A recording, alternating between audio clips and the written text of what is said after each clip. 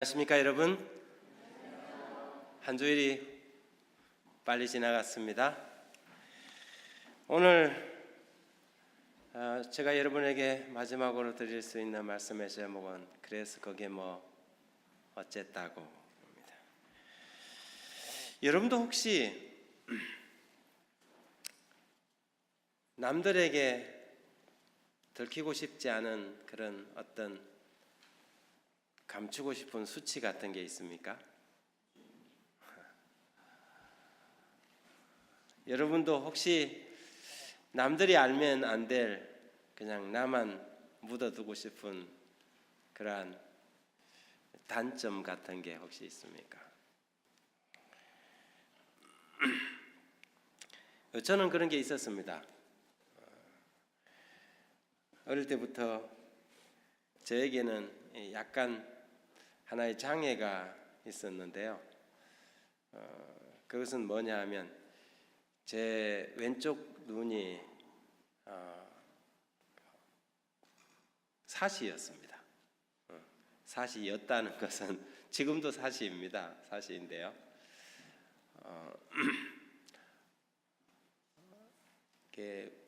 왼쪽 동공을 잡아주는 이 근육이 이렇게 튼튼하지 못해서 한쪽으로 이렇게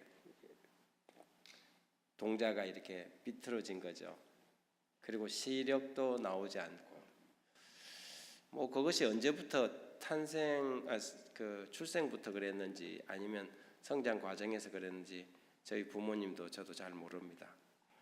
어쨌든 이렇게 왼쪽 눈이 이렇게 제자리를 잡지 못해서 남을 이렇게 쳐다보면 저는 앞을 쳐다보는데 상대방은 제가 저기를 쳐다보는 것처럼 보이는 거죠. 그러니까 친구들하고도 이렇게 대화를 할 때 주눅이 드는 거예요. 누가 불러서 제가 친구를 부르는데 야 뭐 친구 이름이 봉수가 있으면 봉수야 이렇게 부르는데 봉수가 저를 쳐다보고는 다른 쪽을 자꾸 이렇게 기웃기웃 하는 거예요. 왜냐하면 제가 자기를 쳐다보고 있지 않고 다른 데를 쳐다보는 것처럼 느껴지니까 그렇죠. 어느 순간부터 제가 정말 주눅이 들기 시작했어요. 어린 시절에 어린 마음에 여러분 장애를 가지고 있는 사람, 장애를 가져보지 않은 사람은 장애를 가진 사람의 마음을 절대 이해하지 못합니다. 그 마음이 얼마나 주눅드는 삶을 사는지를. 제가 어릴 때부터 개구장이었을 뿐만 아니라 제가 이렇게 또 머리도 좀 비상했어요. 그래서 학교에서도 공부도 꽤 잘했어요. 그럼에도 불구하고 이 하나 가지고 있는 장애가 모든 것을 다 이렇게 압도해버리는 것이죠. 그래서 제 마음의 장애가, 제 육신의 장애가 마음의 장애까지 번져서 어느 순간부터 제가 그 제 단점을 가리기 위해서 왼쪽 눈을 감기 시작했어요. 그래서 지금도 이렇게 사진 같은 걸 이렇게 보면 그때의 그게 좀 남아 있어요. 그래서 왼쪽 눈을 감기 시작했고 거의 중학교 한 2, 3학년 됐을 때는 제가 이런 형태로 이렇게 다녔어요. 안 보이기 위해서 제가 이게 다른 사람에게 이 동자가 이제 비틀어졌다는 거 안 보이기 위해서 이러고 다녔어요. 어느 순간에 제가 사진을 보니까 제가 그렇더라고요. 제가 어느 날 제가 제 사진을 다 꺼내서 가위로 다 잘랐어요.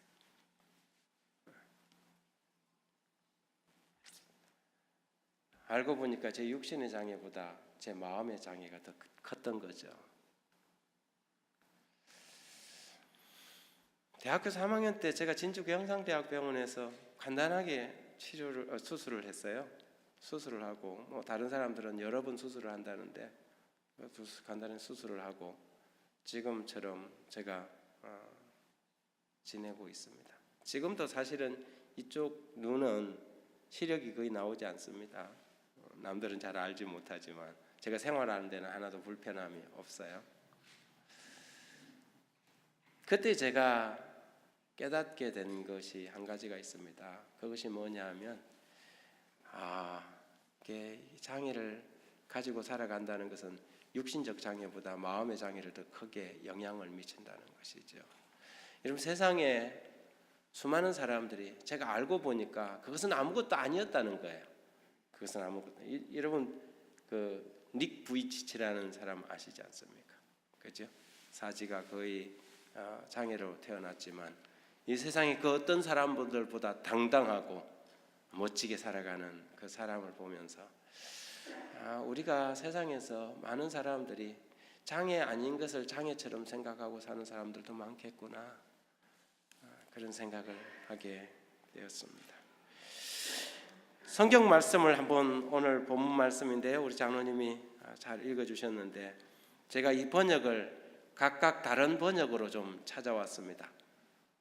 제가 검정색을 읽고 여러분이 붉은색 현대어 성경을 읽고 우리 같이 한번 세 번역을 읽어보겠습니다. 느낌이 같은 성경절, 다른 느낌, 다른 생각이 드는 구절입니다. 그러나 내게는 우리 주 예수 그리스도의 십자가 외에 결코 자랑할 것이 없으니 그리스도로 말미암아 세상이 나를 대하여 십자가에 못 박히고 내가 또한 세상에 대하여 그러하니라. 시작.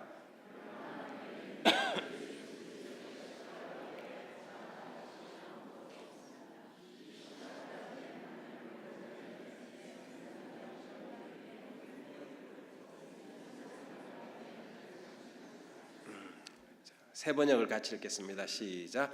그런데 내게는 우리 주 예수 그리스도의 십자가 밖에는 자랑할 것이 아무것도 없습니다. 그리스도로 말미암아 내 쪽에서 보면 세상이 죽었고 세상 쪽에서 보면 내가 죽었습니다. 느낌이 좀 다르죠? 여러분이 미국 대통령 중에 재단사 출신으로 대통령이 된 사람이 있는데 그 사람이 앤드류 존슨입니다. 그는 초등학교도 다니지 못한 학력을 가졌지만 그것을 결코 자신의 수치로 생각하지 않았죠. 한 번은 그가 이 시의회에서 연설을 하고 있을 때였습니다. 회중 가운데 어떤 사람이 그의 경력을 이야기할 때 거의 들으라는 투로 양복쟁이 출신 주제에 무슨 이런 이야기를 던진 것입니다. 그것을 연설을 하던 앤드류 존슨이 들었어요. 그러자 그가 그 이야기를 듣고 어느 신사분이 제가 재단사 출신이었다는 것을 확신시켜 주는군요. 예, 맞습니다. 그러나 저는 그것을 제가 한 번도 수치스럽게 생각한 적이 없습니다. 저는 재단사일 때도 저는 무엇을 하든지 최선을 다했고 제 고객들에게 약속을 지켰습니다. 저는 옷을 만들 때도 언제나 최선을 다했거든요. 여러분, 로빈슨 크루소의 작가 데니엘 디포는 푸주간집 아들이었습니다. 우리나라 말로 백정의 자식이었죠. 철로 역정의 존 버녀는 댐장이었고요. 제임스 와트나 조지 스티븐은 기계공 출신이었습니다. 청황성을 발견한 천문학자 허셀은 군악대원이었고 누드 화가의 대가였던 에티는 인쇄공이었습니다. 위대한 물리학자 페르데이는 대장간집 아들로 태어나 22살까지 재봉공으로 일했지만 그 스승 험프리 데이비드를 능가하는 위대한 물리학자가 되었습니다. 여러분, 수많은 사람들이 그들의 지난날의 부족함과 어떻게 보면 남들이 생각하는 부끄러움이라는 그것을 디딤돌 삼아서 위대한 역사의 한 페이지를 기록한 사람들이었습니다.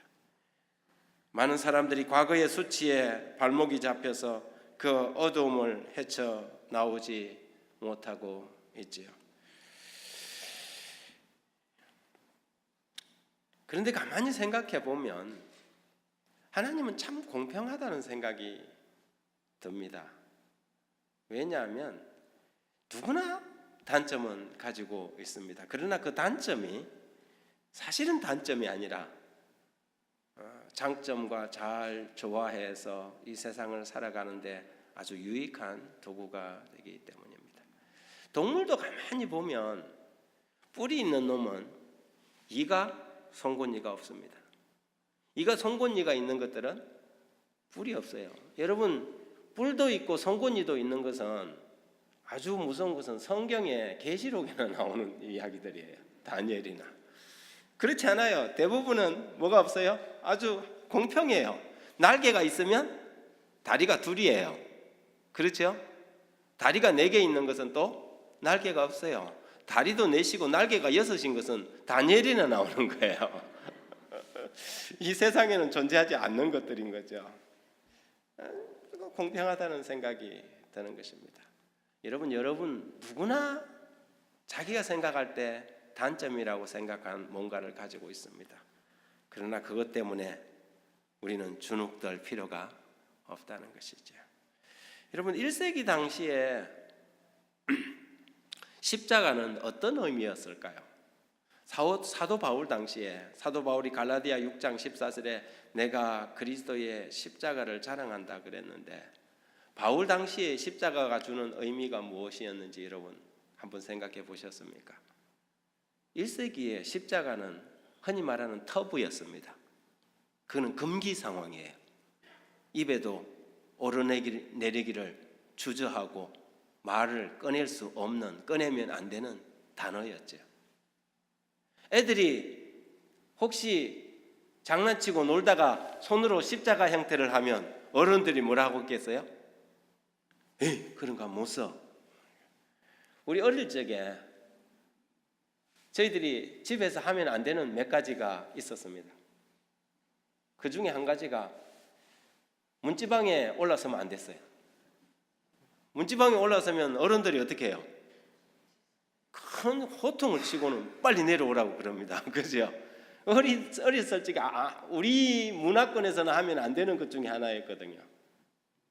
1세기 당시에 로마 문화권에서 하면 안 되는, 어린 아이들이 하면 안 되는 것 하나가 뭐냐면 십자가 만드는 것이었습니다. 그건 터부예요. 금기사항이에요. 그 당시 가장 악랄하고 무서운 처형 도구였기 때문이죠. 혹시 가족들 중에 십자가에서 누가 죽었으면 그 이야기를 아무도 꺼내지 않습니다. 쉬쉬하죠. 여러분 저기 그 캄보디아 같은 데 가면 킬링필드 그 역사적인 이야기를 아무도 꺼내지 않습니다. 왜냐하면 거의 모든 가족들 중에 한 사람은 그때에 희생을 당했기 때문입니다. 손에 먹물만 묻은 사람이면 다 갖다 잡아다가 죽였거든요. 여러분 그 사회에서는 그 이야기를 꺼내지 않는 것이 하나의 이 관례입니다. 1세기 때 사도 바울 당시 때는 그런 시대였습니다. 십자가를 언급하지 않은 시대. 그런데 그 시대 때 사도 바울이 뭐라고 했어요? 나는 무엇을 자랑한다고요? 십자가를 자랑한다고 했습니다. 왜 그렇습니까? 그 수치와 저주의 상징이었던 십자가가 기독교의 상징, 구원의 상징이 되었습니다. 수치거리가 자랑거리가 되었고 만지기를 거부하던 그 금기시되던 물건이 가장 거룩해야 해야 될 교회의 종탑과 성전에 새겨지게 되었습니다. 그 십자가에 하나님의 아들 예수 그리스도가 달렸기 때문입니다. 여러분 그 십자가에 나폴레옹이 달렸거나 그 십자가에 저 위대한 어떤 이 유명한 인사가 달렸더라면 오늘날 여전히 십자가는 수치의 상징이었을 것입니다. 그러나 예수 그리스도 하나님의 아들이 우리의 죄값을 대신 대속하기 위하여 그 십자가에 달리셨고 그 수치와 저주의 상징이었던 십자가가 오늘날 사람들의 자랑거리가 된 것입니다. 유대인들마저도 그 시체를 나무 위에 밤새도록 두지 말고 당일에 장사하여 내 하나님 여호와께서 내게 기업으로 주시는 땅을 더럽히지 말라. 나무에 달린 자는 하나님께 저주를 받았다고 생각했습니다. 그 저주의 상징 십자가가 오늘날 어떤 사람은 손목에 메고 다니는 액세서리로, 어떤 사람은 목걸이로, 어떤 사람은 지니고 다니는 뭔가로 가지고 다니지 않습니까? 어떻게 저주가 자랑거리가 되고 어떻게 수치가 감사의 조건이 되었습니까? 그것은 오직 하나의 이유 때문입니다. 예수 그리스도 때문이죠. 예수님은 우리의 수치까지도 자랑이 되게 하시는 분이십니다. 우리가 감추고 싶고 숨기고 싶은 이야기까지도 예수 그리스도 안에서는 자랑이 되게 하십니다. 여러분, 성경 복음서를 펴보십시오. 수많은 사람들이 그들의 저주의 현장에서, 수치의 현장에서 예수 그리스도를 만납니다. 그리고 그들은 그것을 부끄러워하지 않고 자랑하기 시작했습니다. 사마리아 우물가의 여인이 그랬습니다. 사람들 만나기를 주저하고 자기 인생의 수치 때문에 남들이 나오지 않는 그 시간, 정오 떼약볕 내리쪼이는 시간에 물길로 나왔던 그 여인이 그 우물가에서 예수 그리스도를 만나고 난 다음에 자기에게 이루어졌던 그 모든 일들, 수치스러운 일들을 다 알고 계시는 예수 그리스도를 알고 난 다음에 동네로 물동이를 버려두고 동네로 쫓아가서 집집 문을 두드리면서 자신의 과거를 이야기한 그 이야기를 되뇌기 시작했습니다. 과거에는 숨기고 싶었던 이야기인데 이제는 오히려 그 이야기를 오픈하고 사람들 앞에 이것을 다 알고 계신 이가 있는데 그가 메시아가 아니냐고 소리쳤습니다. 사랑하는 여러분, 저처럼 여러분에게도 어쩌면 숨기고 싶은 과거의 이야기나 수치나 그런 이야기들이 있을 것입니다.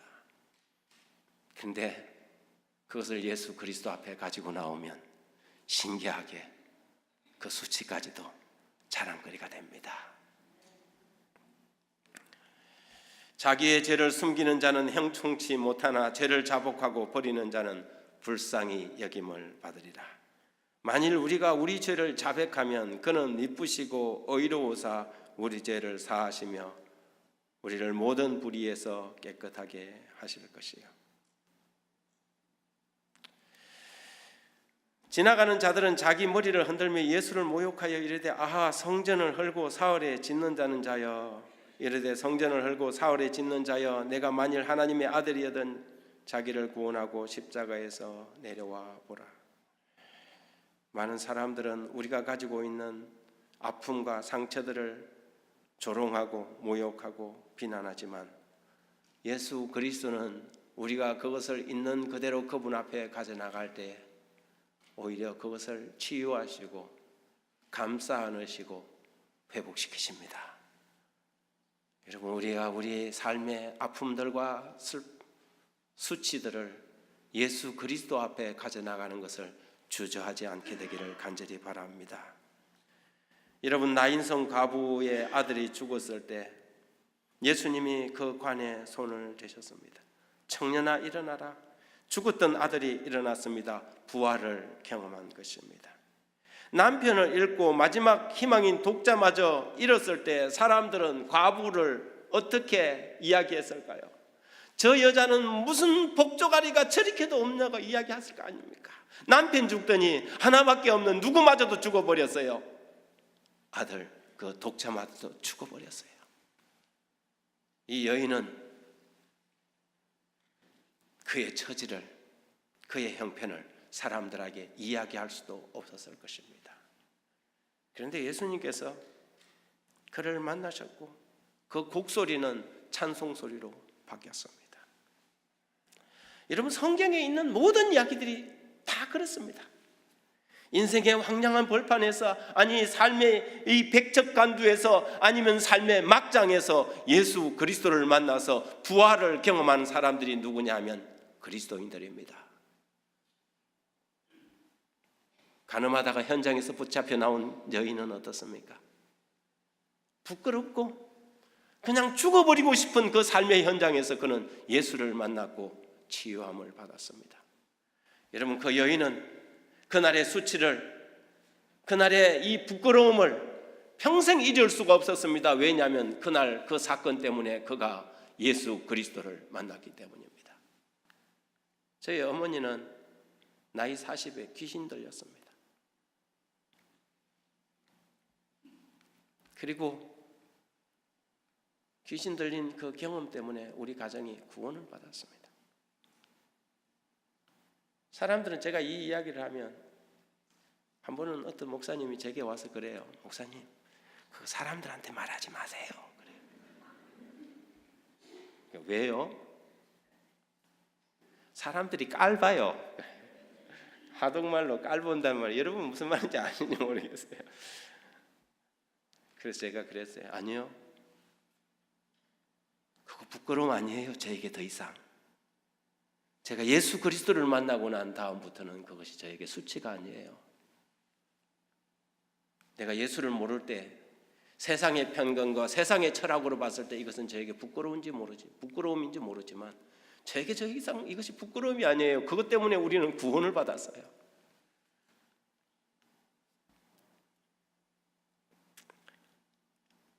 사도 바울은 십자가에 미친 사람이었습니다. 그는 예수 그리스도의 중독자였습니다.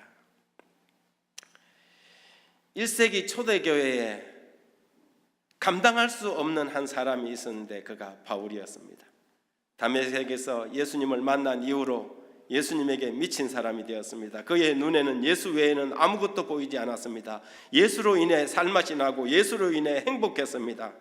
사람들이 저주의 상징으로 수치의 상징으로 여기는 십자가를 자랑한다고 외쳤습니다. 그러니 그 당시에 사도 바울은 미친 사람이었지요. 자랑할 것이 얼마나 많습니까? 그는 예루살렘의 인류대학 가말리엘 문화의 학생이었습니다. 아주 젊은 나이에부터 산헤드린 의원에 진출했던 바리새파 중에 바리새파였습니다. 그런데 그런 것이 그에게는 모두 다 배설물처럼 여겨졌습니다. 예수를 만나고 나니까 남들이 수치라고 생각하는 것이 자랑거리가 되었고 남들이 자랑거리라고 생각하는 것이 그에게는 배설물이 되었습니다. 그리스도인이 되는 순간 그들의 세계관과 가치관이 바뀌는 사람이 되어야 합니다. 여전히 세상과 똑같은 가치관, 세상이 가치 있게 여기는 것을 그리스도인들도 똑같이 가치 있게 여기는 것 바람직하지 않습니다. 그런데 바울은 예수를 만나고 난 다음에 그의 가치관이 달라졌습니다. 그가 나온 인류대학, 그가 소속되어 있는 산헤드린 의원 출신, 그의 모든 이 삶의 이 히스토리가 무익해지고 그에게 유일하게 자랑하고 싶은 한 가지가 있었는데 그것은 바로 십자가였습니다. 남들이 부끄럽게 생각하는 것, 로마의 처형도구, 형장, 그것이 그의 자랑이었습니다. 왜냐하면 거기에 하나님의 아들 예수 그리스도가 달리셨기 때문입니다. 여러분, 사람들이 말하는 걸 한번 잘 들어보십시오. 가만히 들어보시면 그게 다 자기 자랑이에요. 여러분 말하는 걸 들어보면 뭐 이걸 하고 뭐 저거 하고 이야기하지만 다 분석하면 결론은 뭐냐면 그게 다 자랑이에요.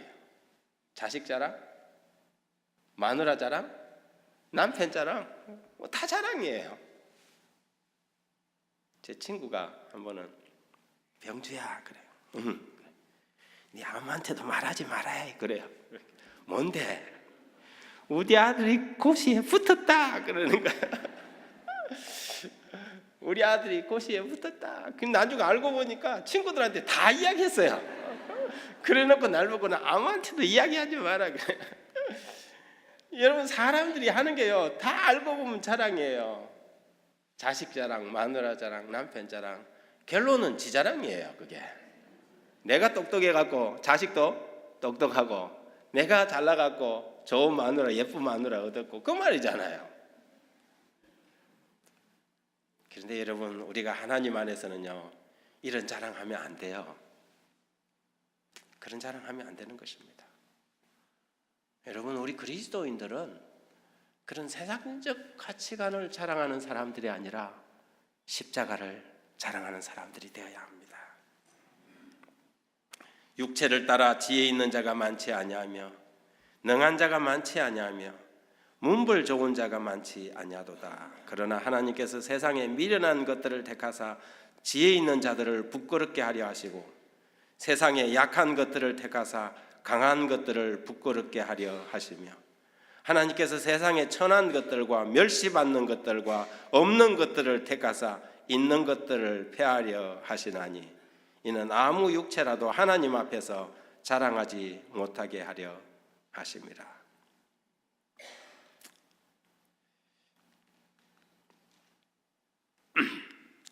저희 큰어머니는 그 지리산 옆에 보면 강 하나를 건너편에 가면 백운산이라는 곳이 있습니다. 백운산에서 저희 큰아버지하고 결혼해서 아들을 셋을 놓고 30대에 청산 과부가 되었습니다. 여러분 6.25 끝나고 난 다음에 지리산과 백운산에 빨치산들이 얼마나 많이 살았습니까? 이 빨치산들이 뭐 갑자기 나타나고 총뿌리를 겨누고 밥을 해내라면 밥을 안 해낼 재주가 있습니까? 그래서 또 총뿌리 앞에서 또 밥 해주고, 그런데 다음에 이 빨치산이 다 톱을 대고 난 다음에 우리 큰아버지는 빨치산에게 부역했다는 제명으로 끌려가서 돌아오지 않았습니다.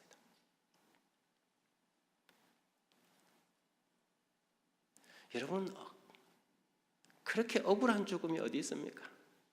총불이 갖다 대놓고 밥 해놔라 그러는데 밥 안 해낼 사람이 어디 있어요? 밥 해줘야죠, 당연히. 그런데 그렇게 하다가 끌려가서 죽은 거예요.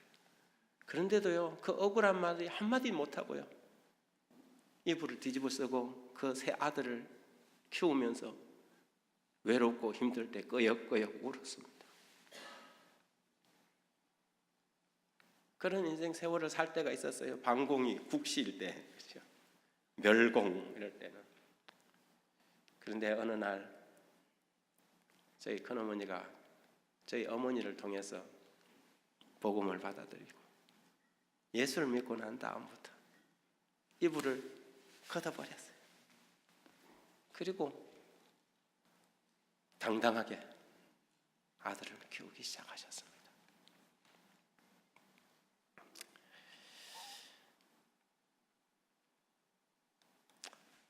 그러나 내게는 주 예수 그리스도의 십자가 외에 자랑할 것이 아무것도 없습니다. 이 십자가 때문에 나는 오래전에 이 세상의 온갖 일에 흥미를 잃어버리고 이 세상도 나에게 관심을 갖지 않습니다. 사도 바울은 이 표현을 우리가 읽은 세번역에서 보면 내 쪽에서 보면 세상이 죽었고 세상 쪽에서 보면 내가 죽었다, 그렇게 이야기했습니다. 여러분, 우리가 예수 그리스도를 믿고 난 뒤로부터는 수치가 자랑이 되고 자랑이 오히려 수치가 되는 것입니다. 부끄럽던 모든 것을 털어버리고 그때부터는 당당해질 수가 있습니다. 왜냐하면 예수님은 우리의 수치를 자랑으로 변화시키는 능력을 가지고 계시기 때문입니다. 여러분, 제가 가지고 있는 수많은 단점들이 저는 하나님께 감사의 조건이 됩니다. 과거에는 왜 나는 이것도 없고 나는 이것도 못하고 이랬는데요, 지금은 오히려 그런 것들을 하나님께 감사합니다. 왜냐하면 그것이 내가 예수 그리스도를 의존할 이유가 되기 때문입니다. 여러분에게도 단점이 있습니까? 여러분에게도 혹 남들이 알면 안 되는 덮어놓고 싶은 수치가 있습니까? 예수 그리스도 안에서 그것이 여러분의 감사의 조건이 되길 간절히 바랍니다. 저 사람 옛날에 오늘 말씀의 제목처럼 그래서 그게 어쨌다고. 예수님은 우리를 그렇게 만들어 주시는 분이십니다. 아직도 우리가 세상의 수치가 교회의 수치고 세상의 자랑이 교회의 자랑이라면 우리가 예수 그리스도 안에서 십자가에서 못 박혀 죽지 않았다는 증거입니다. 왜 많은 사람들이 10년 혹은 20년 꽤 오랜 세월 신앙인으로 살아왔다고 하면서도 여전히 세상의 자랑이 내 자랑이 되고 세상의 가치관이 내 가치관이 되어 살아갈까요? 이것은 그리스도인으로서의 넌센스인 것입니다. 하나님 안에서 우리가 참된 변화와 가치관은 우리가 둘째 날, 셋째 날 이야기했던 것처럼 그리스도와 함께 십자가에서 죽는 것입니다. 그리고 나면 사도 바울이 다메섹에서 예수 그리스도를 만나서 변화되었던 것처럼 그의 모든 과거가 배설물이 되고 오히려 그의 눈에 한 가지만 들어오게 됩니다. 예수 그리스도, 내가 그리스도의 십자가에 못 박힌 것 외에는 아무것도 자랑할 것이 없다고 고백하게 됩니다. 어떤 사람이 강아지 한 마리를 키웠어요. 집에서. 이름이 뽀삐인데 푸들이에요. 이 푸들을 키웠는데 이 푸들이 육포를 너무 좋아하는 거예요. 그래서 주인이 그 육포 넣은 냉장고만 이렇게 걸어가도 강아지가 쫓아오는 거예요. 뽀삐가 쫓아와갖고 막 이러는 거예요. 달라는 거죠. 그래 육포를 꺼내주면 뭐 마파라면 무슨 눈 감춘다고 막 싹 먹어치우는 거예요. 근데 이 뽀삐가 주인이 안 보는 새에 문 열고 나갔다가 교통사고가 났어요. 그래서 죽은 것입니다. 촥 늘어져 죽은 강아지를 주인이 가지고 와서 방바닥에 눕혀놓고 뽀삐야 냉장고의 문을 열어서 육포를 꺼내갖고 입에다 갖다 대는 것입니다. 네 좋아하는 육포다 먹어라 먹어라. 그런데 죽어버린 강아지는 아무런 냄새도 맡지 않고 인기척 나타내지 않는 것입니다. 이것이 성경이 말하는 죽었다는 표현입니다. 내 쪽에서 보면 세상이 죽었고 세상 쪽에서 보면 내가 죽었다는 이야기입니다. 그리스도인은 세상의 영예에 대하여 죽은 사람들입니다. 사도 바울은 바로 그런 사람이었습니다. 내가 그리스도의 십자가에 못 박힌 것 외에는 자랑할 것이 없다고 하였습니다. 여러분, 우리의 자랑이 무엇입니까? 우리의 수치가 오히려 자랑이 되기를 간절히 바랍니다. 우리가 부끄러워하는 그것이 예수 그리스도 안에서 할렐루야, 예수 그리스도가 나의 이 수치스러움을 자랑거리가 되게 하셨다고 노래할 수 있어야 합니다. 여러분, 오늘날 여성 중에 세계에서 가장 영향력 있는 한 사람을 뽑으라면 당연히 오프라 윈프리를 뽑을 것입니다. 지독한 가난한 미혼모에서 태어나서 어머니의 품이 아닌 할머니의 손에서 자랐습니다. 9살 때 사촌 오빠에게 폭행을 당했고 그 친구들에게 폭행을 당해 아빠가 누군지도 모르는 아이를 임신해 14살 때 출산과 동시에 미혼모가 되었습니다. 태어난 아이는 2주 만에 죽었고, 그래서 삶의 슬픔과 고통 속에, 그 충격 속에 가출하여 마약으로 전전긍긍하며 인생을, 지옥 같은 인생을 살았습니다. 살고자 하는 의욕이 없어 107kg의 몸매를 가졌던 여인, 사람들은 그를 향해서 손가락질을 하고 너는 못생기고 뚱뚱하고, 그때에 그녀가 사람들에게 해주는 말이 그 말이었습니다. 인생을 극복하면서 그래서 그게 어쨌다고, 그래서 그게 어쨌다고, 자신을 향하여 날리는 이 비난과 조롱의 시선을 향해서 오프라 윈프리가 그래서 그게 어쨌다고. 여러분, 저는 이 표현을 너무 좋아합니다. 어쩌면 우리의 삶에, 우리의 과거에, 우리의 지금의 현재의 모습에 세상은 돌멩이를 던질 수 있습니다. 내가 사는 게 꼴이 그건 뭐냐? 제가 우리 딸들 보고 세상을 향해서 그렇게 말할 수 있는 용기 있는 사람이 되라. 하나님은 능히 너로 하여금 그렇게 말할 수 있게 하신다. 그래서 그게 어쨌다고. 우리의 삶에 아픔 하나 없이 살아온 사람이 누가 있겠습니까? 수치 하나 없이 산 사람이 누가 있겠습니까? 예수 그리스도는 십자가에서 우리의 모든 과거를 nothing으로 만들고 다시 한번 우리의 수치의 가운데서 자랑거리가 되게 하셨습니다. 저는 그 하나님의 아들 예수 그리스도를 사랑합니다. 그분을 존경합니다. 그래서 그분을 예배합니다. 사랑하는 여러분들이시여, 여러분의 생애에 하나님의 우리의 수치까지도 자랑거리가 되게 하시는 은혜를 평생을 누리고 살게 되기를 주의 이름으로 축원합니다.